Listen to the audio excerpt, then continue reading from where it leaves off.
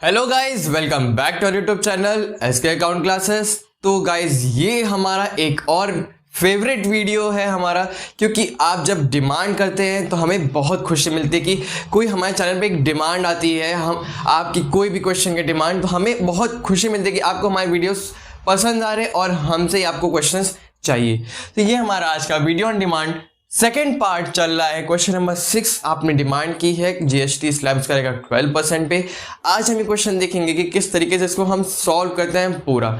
ये क्वेश्चन जो है हमारा काफ़ी डिफरेंट क्वेश्चन है बाकियों से, क्योंकि इसमें कहीं पर भी मतलब स्पेसिफिक लिखा तो नहीं है कि जीएसटी चार्ज करना है, पर आपको ध्यान देना है कि किन किन चीज़ों पे जीएसटी चार्ज होती है, किन किन चीज़ों पे जीएसटी चार्ज नहीं होती है। अगर आपने हमारा इंट्रोडक्शन वीडियो नहीं देखा है कि उसमें हमने बताया है कि किन चीज़ों पे जीएसटी हम चार्ज करते हैं, किन चीज़ों पे जीएसटी हम चार्ज नहीं करते, अगर नहीं दिखा है तो आपको ये क्वेश्चन करने में डेफिनेटली प्रॉब्लम होएगी। तो आप वो भी देख ले और हमारे इस क्वेश्चन के साथ आप बने रहें। हम यहाँ से क्वेश्चन रीड करेंगे, आपके मोबाइल स्क्रीन पे भी आपको दिखता रहेगा और हम स्टार्ट करेंगे अपना ये क्वेश्चन। ठीक है, तो हमारा ये पहला क्वेश्चन है, कैश इन हैंड पहला ट्रांजैक्शन अप्रैल 1 है को, अप्रैल फूल वाले दिन हमारा पहला हो गया। ठीक है, तो कैश इन हैंड हमारे पास 10,000 और बैंक ओवरड्राफ्ट है 25,000 से।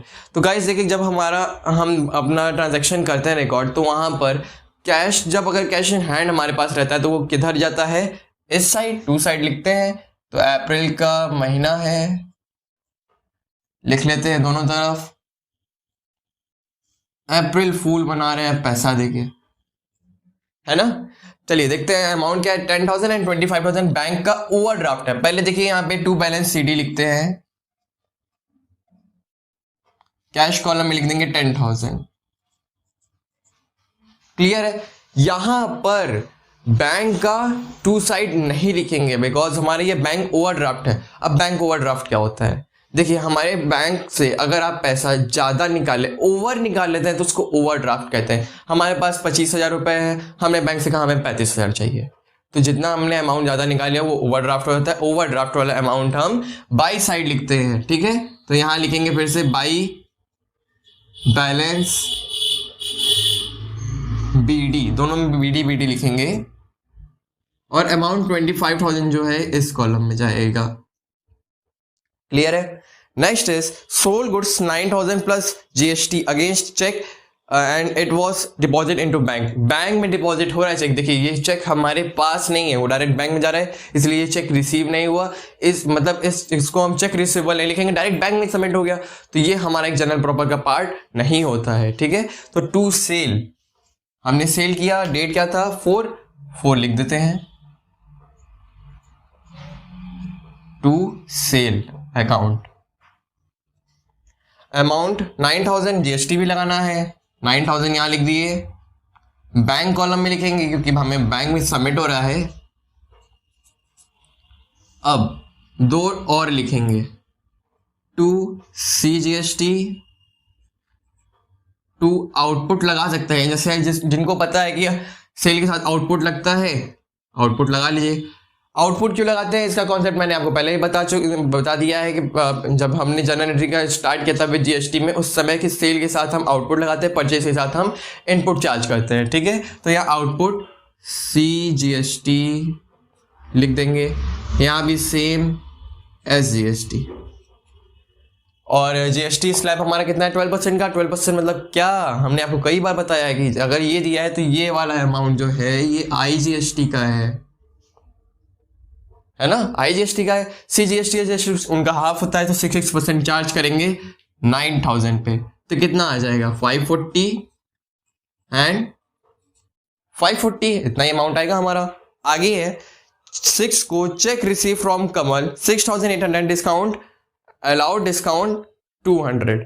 अब देखिए हमने चेक रिसीव किया ना, चेक रिसीव हम क्या करते हैं, जनरल प्रॉपर में ले जाते हैं, हमारा इससे कोई मतलब नहीं है, तो इसको हम रिकॉर्ड नहीं करेंगे। Next, cheque of Kamal deposit into bank. अब हमारे देखिए यहाँ पे जो चेक है कमल का, वो डिपॉजिट हो रहा है कहाँ पे, बैंक में। तो आप बताइए कि हमारा जो ये चेक है वो जाएगा कहाँ। सिंपल सी बात है, चेक जो है हम अगर बैंक में डिपॉजिट कर रहे हैं तो इसकी एंट्री क्या होती है, bank account debit to cheque in hand account. Very good, simple सी हमारी एंट्री होती है चेक इन हैंड। जिनका भी चेक है उसको हम अपना चेक बैंक में भेज देते हैं। तो ये जाएगा 6 वाली एंट्री, 8 वाली, 6 वाला हमारा जनरल प्रॉपर का पार्ट है। 8 वाला टू चेक इन हैंड। लिखना चाहे तो लिख सकते हैं, जिनका है कमल है लिख देते हैं, कमल का है तो कमल का लिख दिए। अमाउंट वही जाएगा जो चेक का अमाउंट था 6800, 6800 हमने लिख दिया। ठीक है,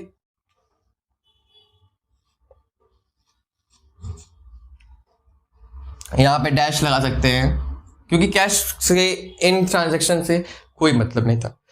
next, bought goods against cheque of list price 5000 less trade discount, 10% का लेस ट्रेड डिस्काउंट कर देंगे। हमने गुड्स क्या किया, परचेज करते हैं तो किस साइड होता है, बाई साइड। डेट क्या था, 9 अप्रैल को बाई परचेज। गुड्स कितने का है, 5000, तो कितने का हो गया, 5000 कैसे ले रहे हैं, अगेंस्ट चेक। देखिए चेक पे ले रहे हैं तो बैंक में हमारा डिपॉजिट होगा, कितना जाएगा, परचेज कर रहे हैं तो बैंक से कटेगा इतना अमाउंट 4500, ये हो गया। ठीक है, अब इस पे जीएसटी लग जाएगा 99%, सॉरी 66%।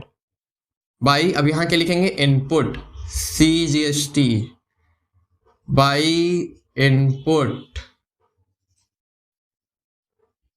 SGST। जब चार्ज करेंगे दोनों पे कितना आएगा, दोनों जीरो हटा देंगे, 270 एंड 270। ठीक है, यही आएगा। नेक्स्ट देखते हैं 11 को ये एंट्री हमारी, sold goods to Ram of list price 6000 less rate discount 10%, he give payment by cheque. देखिए यहां पर भी आ गया, वो हमें पेमेंट कैसे कर रहा है, चेक से। जब वो पेमेंट कर रहा है तो हमारे पास क्या आ रहा है, हमारे पास चेक आ रहा है। तो जब हमारे पास चेक आएगा तो उसका हम क्या करते हैं, उसको हम जर्नल प्रॉपर में ले आते हैं। ठीक है, इसको हम अपने कैश बुक में रिकॉर्ड नहीं करेंगे। फिर 13, cheque of Ram was endorse to creditor Mohan. Endorsement वाली भी एंट्री हमारी जो होती है वो भी एक जर्नल प्रॉपर का ही पार्ट होता है। ठीक है, अब आगे देखते हैं क्या है। 15 को paid salary 4500, rent 4000 and stationery 1500। यहाँ पर देखिए हमने अब पे करना है सैलरी को, रेंट को और स्टेशनरी को, हम तीनों पे करेंगे। पर यहाँ देखिए कोई इनकम सोर्स नहीं लिखा, मतलब कैसे हम पे कर रहे हैं वो तो लिखा नहीं है, तो हम बैंक में ना लिख के कैश में पे करेंगे। क्योंकि अगर बैंक होता तो अलग से इन्फॉर्म हमें करता कि बाई चेक कर रहे हैं या बाई डिपॉजिट, मतलब बैंक से कट रहा है अमाउंट, तो ऐसे करते। यहाँ पर हमारा कुछ तो बोला नहीं, इसलिए कैश में करेंगे। बट यहाँ पर देखिए सैलरी पे हम कोई जीएसटी चार्ज नहीं करते हैं तो नहीं लगाएंगे। हम रेंट पे चार्ज करते हैं, हम स्टेशनरी पे हम चार्ज करते हैं। तो जो अब हम दोनों पे चार्ज करते हैं तो दोनों कॉलम में लिखते जाएंगे। ठीक है, यहां डैश कर देते हैं। डेट क्या है, 15। फर्स्ट एंट्री है बाई सैलरी से, सैलरी है, सैलरी का अमाउंट लिखते हैं 4500, लिख देते हैं 4500। अब है बाई रेंट। ठीक है, ये कितने का था, 4000। अब इन पे जीएसटी चार्ज कर देते हैं, by input CGST by input SGST। ठीक है, ये तो हमने लिख दिया, यहाँ डैश कर देते हैं, बैंक कॉलम में कुछ गया ही नहीं। तो 6% जीएसटी हम चार्ज करेंगे ही, CGST SGST दोनों पे। तो कितना हमारा जाएगा, 240। ठीक है, कोई नहीं, 240 यहाँ भी लिख दिया, डैश डैश। और हमारा एक चीज और क्या था, स्टेशनरी भी लिख देते हैं। सब एक ही डेट को हो रहा है, ध्यान दीजिएगा, बाई स्टेशनरी। कितने से था, 1500।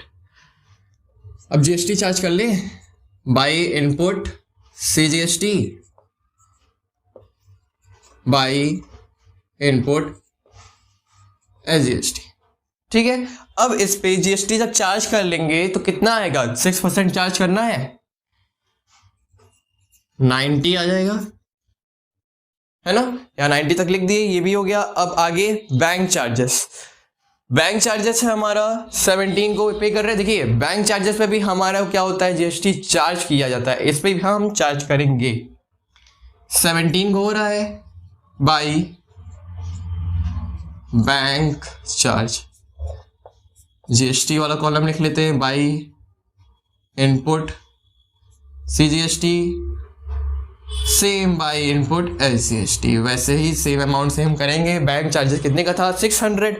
600 लिख देते हैं। बैंक का चार्ज है तो हमारा कैश से तो कोई मतलब ही नहीं है, ठीक है। 600 यहाँ और 36 एंड 36 लिख देंगे अपना GST। तो गाइस देखिए यहाँ तो हमारा फर्स्ट टाइम पे बोर्ड फिल हो गया। सेकेंड टाइम में देखते हैं, तब तक के लिए इसको स्क्रीनशॉट ले लीजिए। Okay, then start second part. तो गाइज अब आगे की ट्रांजैक्शन देखते हैं क्या है, कब हो रहा है? 19 को। तो यहां 19 लिख लेते हैं, 19 बिकॉज सेल की एंट्री है। Sold goods for 10,000 of which 6,000 deposit into bank. अब देखिए यहाँ क्लियरिटी मिल गई कि किस बेस पे हम अपना ट्रांजैक्शन को हम रिकॉर्ड कर रहे हैं। तो देखिए यहाँ पे कह रहा है डिपॉजिट इनटू बैंक करेंगे उसके पहले हमारे पास जो आया सेल करने के बाद वो हमारा कैश फॉर्म में आ रहा है, ठीक है। तो इसको हम बैंक में डिपॉजिट तो करेंगे, पर उसके पहले सेल की एंट्री टू सेल लिख देंगे, उसके साथ GST लगाना ना भूलें। टू शॉर्टकट में लिख रहा है 2O, मतलब output CGST to output SGST। Clear है? अब देखिए अमाउंट क्या दिया है, 10,000 कैश में लिखेंगे बिकॉज हमें कैश मिला है। GST चार्ज होना है 66%, तो हम इनको चार्ज कर देंगे, यहां पर आ जाएगा 600 एंड 600, ठीक है, कोई प्रॉब्लम नहीं है। यहाँ डैश कर देंगे, हमें यूज नहीं है, डैश कर दिए। अब कह रहा है कि 6,000 जो है उसको हम बैंक में डिपॉजिट करेंगे। बैंक में डिपॉजिट करते उसकी एंट्री क्या होती है, यहां देखिए, bank account debit to cash account, यही एंट्री करते हैं ना, इसके अलावा कुछ और तो नहीं करते? नहीं, यही एंट्री होगी। डेट 19 रहेगा, यहां भी 19 लिख देंगे। जिस ट्रांजैक्शन में अगर कह दे डिपॉजिट इनटू बैंक या विड्रॉ विद बैंक, मतलब कैश निकाल रहे हैं, तो दोनों तरफ वही डेट से लिख के करेंगे। बट देखिए फर्क क्या आएगा, ध्यान से देखिएगा। बैंक डेबिट हो रहा है, बैंक जो है डेबिट हो रहा है, बाई साइड जा रहा है, बाई बैंक लिख दीजिए, कोई प्रॉब्लम नहीं, ठीक है। टू कैश हो रहा है, टू कैश इधर लिख दीजिए, यहां तक कोई प्रॉब्लम बिल्कुल नहीं, ठीक है। अब जो अमाउंट कह रहा है डिपॉजिट करने का वो लिखेंगे कहां? बैंक कह रहा है तो बैंक वाले कॉलम में नहीं लिखेंगे, ठीक है, इसको लिखेंगे कैश कॉलम में 6,000। यहां कैश है तो बैंक में नहीं, कैश में नहीं लिखेंगे, बैंक में लिखेंगे 6,000। कोई डाउट नहीं होना चाहिए मेरे ख्याल से आपको, क्योंकि बहुत सिंपल सा कॉन्सेप्ट है, ये समझने में काफी आसान है। डैश कर देते हैं यहां भी। नेक्स्ट है 22 को, bank notified and return the cheque of Kamal as dishonour. Kamal का जो चेक था वो डिसऑनर हो चुका है। डिसऑनर मतलब क्या, वो चेक खराब हो गया तो उसमें पैसे नहीं थे, हम निकाल नहीं पाए, ठीक है। तो यहाँ पे डिसऑनर की एंट्री हम क्या करते हैं, अगर हमने तो पहले इनकी एंट्री कर दी है, जिनके जितने अमाउंट से वो मतलब हमें गुड्स कि ये मतलब जो भी उनका चेक हमें मिला जिस भी रीजन से, वो तो उनका चेक क्या हो गया, डिसऑनर हो गया। अब हम करेंगे क्या, अब तो उनका चेक देखेंगे कि कितने अमाउंट का था, फिर वही एंट्री से देखिए टू साइड एंट्री हुआ था, कैंसिल करने के लिए बाई साइड एंट्री करेंगे। तो डेट क्या था 22 बाई, सेम वही लिखेंगे, चेक इन हैंड, लिखना चाहे तो उनका नाम लिख दीजिए कमल। अमाउंट क्या था उनका, कमल का हमने डिपॉजिट किया था 6,800 से, तो 6,800 से हम डिपॉजिट किए थे। जब चेक उनका खराब हो गया तो दोबारा यही लिख देंगे 6,800 बैंक कॉलम में, ठीक है। Next, paid by cheque water charges and income taxes. हमने वाटर चार्जेस और इनकम टैक्सेस पे किए, तो देखिए इसकी एंट्री क्या होगी, डेट क्या है 25 बाई वाटर चार्जेस, समझ लीजिए by water charges and by income tax. Amount क्या है 400 एंड 600, ठीक है। तो हमें यहाँ पे कैश से कोई मतलब तो है नहीं, 400 600 क्लियर है, यहां लिख देते हैं। अब आगे देखते हैं कि सोल्ड गुड्स फॉर कैश, हमने गुड्स सोल्ड किया 29 को फॉर कैश के लिए, तो यहां पे 29 को एंट्री हो रही है टू कैश, टू सेल कर रहे हैं ना,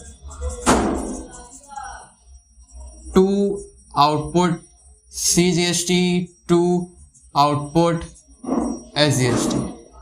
गाइस देखिए यहाँ पे भी लिखा नहीं था GST चार्ज करने को विद GST या विदाउट GST, कुछ लिखा नहीं, पर आपको कॉन्सेप्ट समझना है कि किन चीज़ों पे हम GST चार्ज करते हैं। जिन चीज़ों पे आपको पता है जिस पे हम चार्ज करते हैं उनको हम लिखते चले जाएंगे, ठीक है। तो यहाँ पे 4200 का गुड्स था हमारा, यहाँ लिख देते हैं। अब इस पे हम चार्ज करेंगे 66% GST, 252 एंड 252 6% लगा दिए, डैश कर देते हैं कि अपना मतलब क्लियर रहे कि ऐड करने में हमें कोई प्रॉब्लम ना हो, ठीक है। लास्ट वाली एंट्री है 30 को बॉट गुड्स फॉर कैश, हमें सेल होकर लिया कैश के लिए, अब परचेज करेंगे। लास्ट है तो यहां पर हम क्या लिखते हैं, बाई, एक और होगा बाई परचेज, बाई इनपुट, आई लिख दे रहे हैं CGST, by input SGST। Goods कितने का है, 5000 का, ठीक है। और अब इस पे GST जब चार्ज करेंगे कितने से, 66%, तो कितना आ जाएगा 30 एंड 30, सॉरी 300 एंड 300 चार्ज करेंगे तो इतना ही आएगा, 300 एंड 300, ठीक है। हमारे सारे ट्रांजैक्शन रिकॉर्ड हो चुके हैं। अब देखिए अगर बैंक ओडी रहता है तो हमारे देखिए मतलब ये क्या था हमारा, यहाँ पे बैंक जब हमने लिखा था 25,000 बैंक ओवरड्राफ्ट था, उसका बैलेंस इधर आएगा, कैश का हमारा बैलेंस है तो इस साइड आएगा, ठीक है। तो 30 इधर भी लिखेंगे एक बार, 30 इधर भी लिखेंगे, दोनों side to balance CD by balance CD। Cash का बैलेंस कितना है, 3644, और इनका बैलेंस कितना है, 15,632। ऐड करेंगे दोनों को, पूरा इक्वल आएगा आपका दोनों साइड, ये वाला अमाउंट इससे मैच करता होगा, ये वाला अमाउंट इससे, आपका बैलेंस एकदम करेक्ट आएगा। और ये हमारा क्वेश्चन कंप्लीट होता है विद GST के साथ। और काफी कॉन्सेप्चुअल क्वेश्चन था, आपको काफी डाउट हो सकता है, चांसेस काफी थे, क्योंकि इसमें हमें क्लियरिफाइड नहीं था कि यहाँ पे GST चार्ज करना है कि नहीं करना।